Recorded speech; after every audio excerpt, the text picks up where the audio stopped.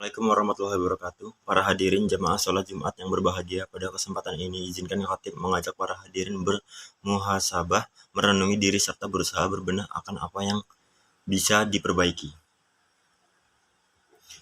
Saat mendengar kematian, banyak yang merasa tidak percaya dengan apa yang terjadi, padahal hal itu juga bisa terjadi kapan saja pada diri kita sendiri. Untuk itu, tidak ada yang bisa dilakukan dalam mempersiapkan selain senantiasa berusaha, beriman dan bertakwa kepada Allah Subhanahu wa taala.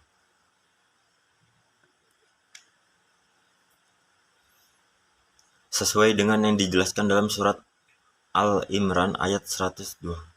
Ya ayyuhalladzina amanu taqullaha haqqa tuqatih wa la tamutunna wa antum muslimin.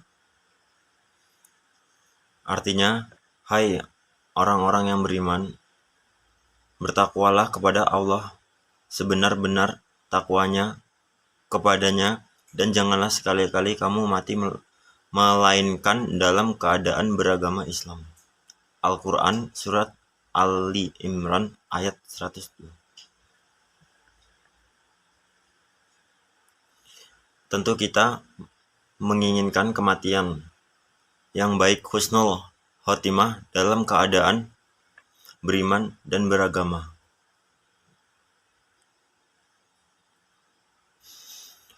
Salah satu yang bisa dilakukan untuk mendapatkannya adalah dengan memperbanyak zikir, mengingat Allah Subhanahu wa taala dimanapun dan kapanpun berada.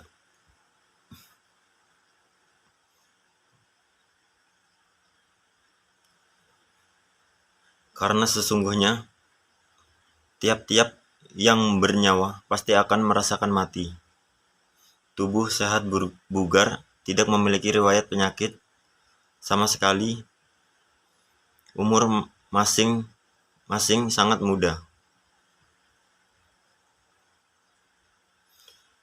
Harusnya semua itu tidak boleh menjadi alasan bagi kita untuk percaya diri bisa bernafas di detik selanjutnya.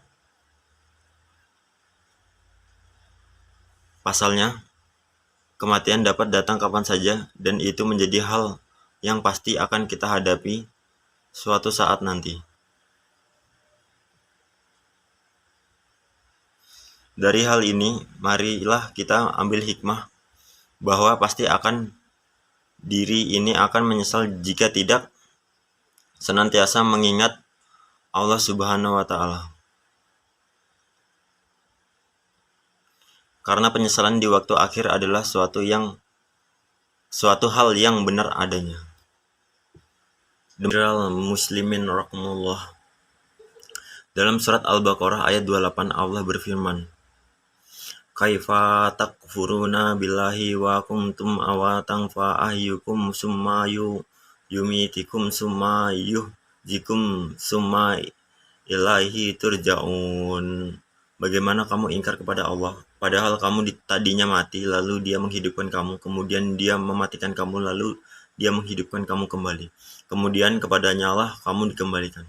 Dalam tafsir Ibnu Katsir dijelaskan bahwa ayat ini menjelaskan akan kekuasaan Allah, dan sungguh aneh orang yang ingkar kepada Allah, sementara manusia awalnya tiada, lalu Allah menjadikannya ada di muka bumi ini. Ayat ini juga menunjukkan bahwa kita semua pasti mati, dan kita semua pasti akan dibangkitkan kembali setelah kematian itu. Jamaah sholat Jumat yang dirahmati Allah Subhanahu wa ta'ala. Maka apa saja kewajiban kita dalam kehidupan ini sebagai persiapan diri kita sebelum menghadapi kematian? Tentunya ada banyak hal, namun setidaknya ada 3 yang akan kita bahas pada kesempatan berharga ini.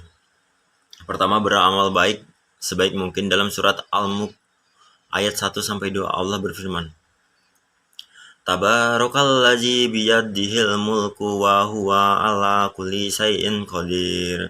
Alladzi khalaqal mauta wal hayata liyabluwakum ayyukum ahsanu amala wa huwal azizul ghafur. Artinya, Maha Suci Allah yang menguasai segala kerajaan, dan Dia Maha Kuasa atas segala sesuatu, yang menciptakan mati dan hidup untuk menguji kamu siapa di antara kamu yang lebih baik amalnya, dan Dia maha perkasa, maha pengampun. Masyiral muslimin rahimakumullah. Seperti apakah amal yang terbaik itu?